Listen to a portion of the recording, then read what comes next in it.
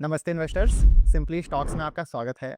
Market अभी एक काफ़ी वॉलेटाइल फेज से गुजर रहा है और हमें ऑन अ डेली बेसिस काफ़ी शार्प मूवमेंट्स देखने को मिल रहे हैं।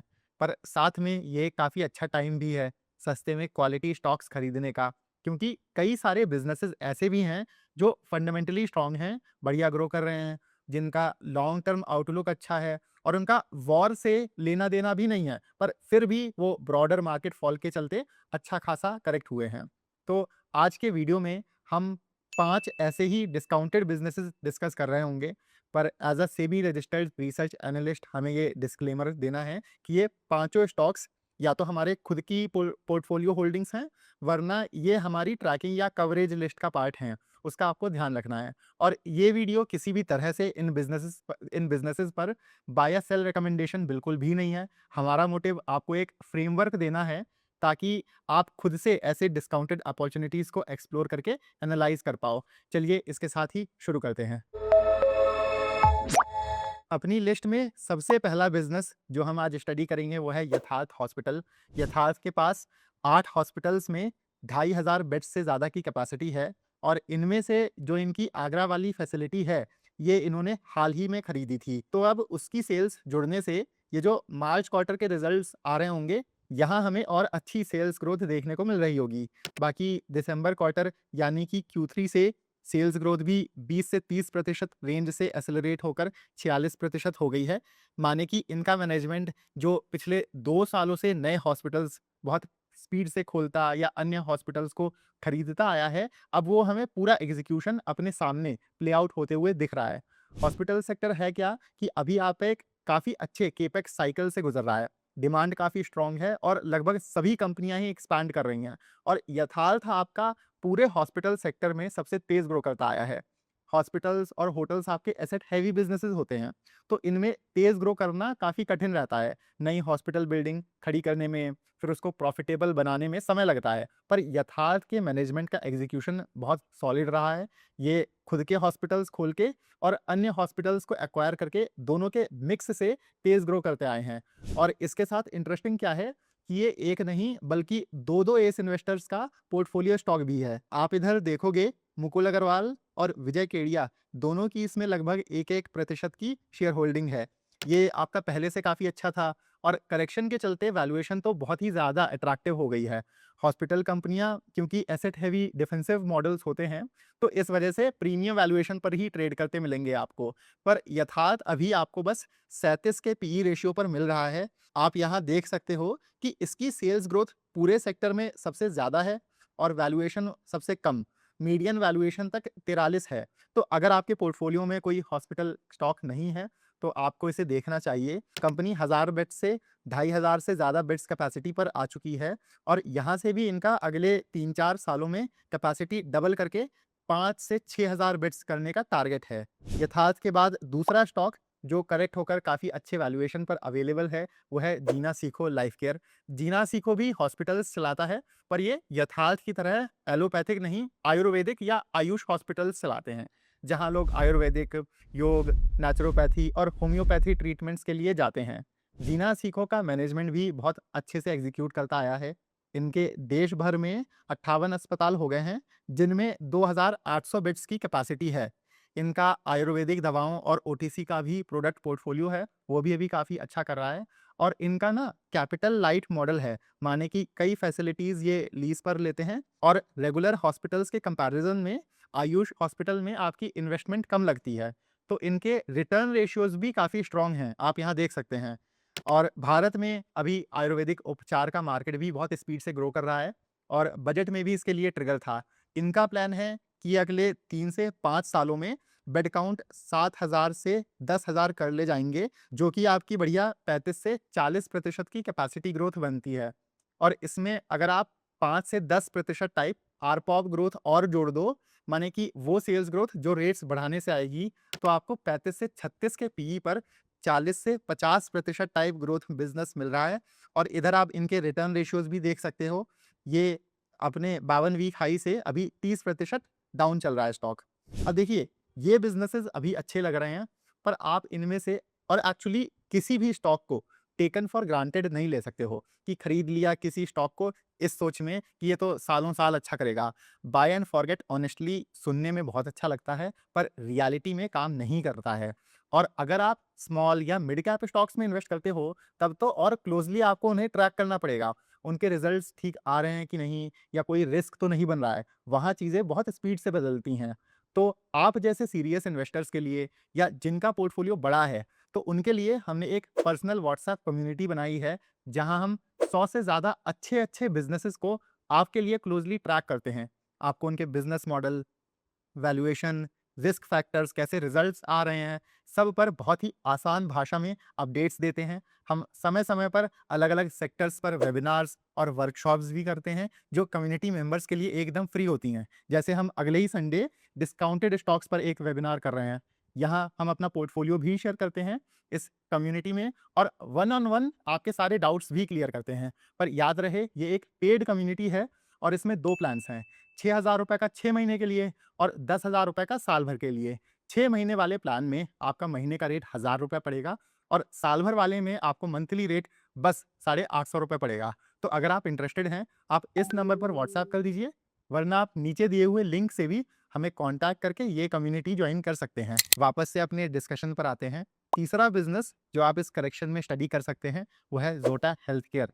ये आपका जेनेरिक मेडिसिन्स के लिए दवा इंडिया नाम से फार्मेसीज़ या मेडिकल स्टोर्स चलाता है।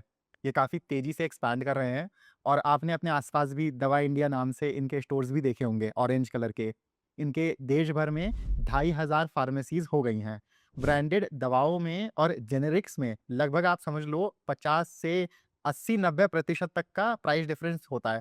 जैसे आपको याद होगा कि अभी कुछ ही दिन पहले ना हमने शैली इंजीनियरिंग पर वीडियो की थी, जिसमें हम लोगों ने डिस्कस किया था कि कैसे सेमाग्लोटाइड का दाम ₹10,000 होता था, और अब जेनेरिक हो जाने के बाद से वो इसका दाम कम होके लगभग ₹1300 पर मंथ तक आ गया है।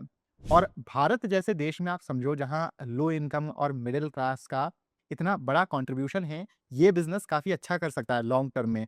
आप खुद ऐसे समझो कि ₹2000 की दवाई है, यहाँ पर आपको 300-400 रुपए में मिल जाएगी। तो वैल्यू प्रोपोज़िशन आपका काफ़ी ज़्यादा है। तो इस बिज़नेस को भी आप देख सकते हैं। ये भी अभी अच्छा खासा करेक्ट हुआ है, और ऑलमोस्ट 35% के भारी डिस्काउंट पर ट्रेड कर रहा है। आपको ज़ोटा का पीई नहीं दिखेगा, क्योंकि कंपनी अभी लॉसेस में है। इनके जो हमने आपको बोला था ना कि अभी 2500 के लगभग स्टोर्स हो गए हैं, तो उनमें से अप्रॉक्स 1750 तो इन्होंने पिछले 2 सालों में ही खोले हैं। तो जब आप इतना तेज़ी से एक्सपैंड कर रहे होते हो, तो आपके खर्चे बढ़ जाते हैं और प्रॉफिटेबिलिटी पर हिट लेना पड़ता है। पर आपको यहाँ बिज़नेस की डायरेक्शन देखनी है, ग्रोथ देखनी है और स्कोप समझना है। सेल्स ग्रोथ जैसे अभी आप इधर देख सकते हो, 90 से 100% के आसपास है। तो यहाँ से जैसे-जैसे ये जो 1750 स्टोर्स मैच्योर होंगे, तो उनका बॉटम लाइन में कंट्रीब्यूशन आपका बढ़ता चला जाएगा। अब देखिए, ये तो बस 5 ऐसी डिस्काउंटेड अपॉर्च्युनिटीज़ हैं। मार्केट में तो कई सारे बिज़नेसेस हैं जो अभी अच्छे वैल्यूएशंस पर ट्रेड कर रहे हैं। इसके अलावा कई सारी कॉन्ट्रा बेट्स भी हैं, माने कि ऐसे स्टॉक्स जो करेक्ट हुए हैं वॉर की वजह से, पर वो इतने स्ट्रॉन्ग बिज़नेस मॉडल्स हैं कि ये 2-3-4 महीने की अनसर्टेनिटी को आराम से पार कर ले जाएँगे। वहाँ पर अभी जो रिस्क रिवॉर्ड रेशियो है वो काफ़ी अच्छा है। तो इसलिए अगले संडे हम एक वेबिनार कर रहे हैं, जिसमें हम ऐसे ही क्वालिटी बिज़नेस मॉडल्स पर डिस्कशन कर रहे होंगे, जो करेक्शन के चलते अच्छे वैल्यूएशंस पर भी ट्रेड कर रहे हैं। ये वेबिनार सुबह 11 बजे के आसपास शुरू होगा, और इसे अटेंड करने की फ़ीस बस ₹999 है। माने कि आपको बस ₹999 में 25 से ज़्यादा अच्छे-अच्छे बिज़नेसेस के बारे में पता चलेगा, और वो ऐसे बिज़नेसेस हैं जो अभी काफ़ी हाई वैल्यू ज़ोन में ट्रेड कर रहे हैं। तो अगर आप ये वेबिनार जॉइन करना चाहते हैं, आप इस नंबर पर मैसेज कर सकते हैं, वरना आप नीचे दिए हुए लिंक से भी हमें कॉन्टैक्ट करके इस वेबिनार के लिए रजिस्टर कर सकते हैं। आगे बढ़ते हुए अगला स्टॉक जिसमें हमें काफ़ी ज़्यादा करेक्शन देखने को मिला है, वो है ईएफसी इंडिया। ये तो अपने ऑल टाइम हाई से 50% क्रैश कर चुका है, और मार्केट इसे बस 14 का पीई रेशियो मतलब कि आपका एकदम कमोडिटी बिज़नेस का वैल्यूएशन दे रहा है, जबकि फंडामेंटली कुछ भी दिक्कत नहीं है यहाँ। ईएफसी आपका ऑफिस लीजिंग के बिज़नेस में है। ये लोग बिल्डिंग्स किराए पर उठाकर या लीज़ पर उठाकर उसे रिनोवेट करते हैं और फिर आगे उन्हें दूसरी कंपनियों को ऑफ़िसेज़ के रूप में लीज़ पर देते हैं। ईएफसी फ्लेक्सिबल ऑफ़िस स्पेसेस की कैटेगरी में आता है और इसमें आपके ऑफ़िस, स्मार्ट वर्क्स वगैरह भी आते हैं। तो ये पूरा सेक्टर आपका एक्सेसिव पेपर सप्लाई का शिकार हुआ है।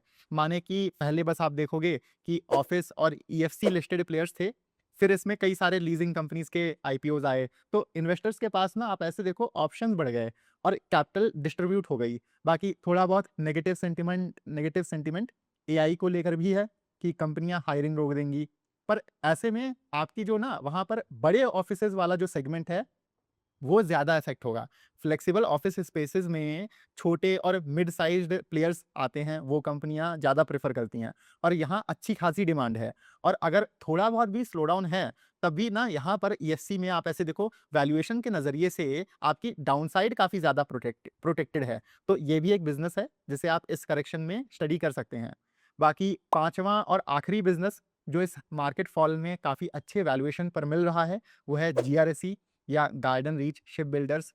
इस पर थोड़े समय पहले हमने एक डेडिकेटेड वीडियो भी करी थी कि कैसे शिप बिल्डिंग सेक्टर में आपकी सप्लाई चेन शिफ्ट हो रही है। नए ऑर्डर्स चाइना और कोरिया से निकलकर भारत आ रहे हैं क्योंकि उनके पास उतनी कैपेसिटी ही नहीं है। वो वहाँ पर शिपयार्ड्स आपके एकदम ओवरबुक्ड चल रहे हैं और अभी ईरान, इज़राइल और यूएस वॉर ने स्ट्रॉन्ग डिफेंस सिस्टम्स की नीड और ज़्यादा हाईलाइट की है। ईरान आप देख रहे हो स्ट्रेट ऑफ हॉर्मुज़ को एज़ अ वेपन यूज़ कर रहा है। बाकी इंडिया के पास खुद की इतनी लंबी कोस्ट लाइन है, जिसके लिए हमें सफिशिएंट वॉरशिप्स, वेसल्स और सबमरीन्स चाहिए। जब दिसंबर क्वार्टर खत्म हुआ था, तब जीआरएससी की ऑर्डर बुक 18,000 करोड़ के आसपास थी। यहाँ ट्रिगर क्या है कि इन्हें नेवी से 5 नेक्स्ट जनरेशन कॉर्वेट्स का एक बड़ा ऑर्डर मिलना है, 33,000 करोड़ रुपए का।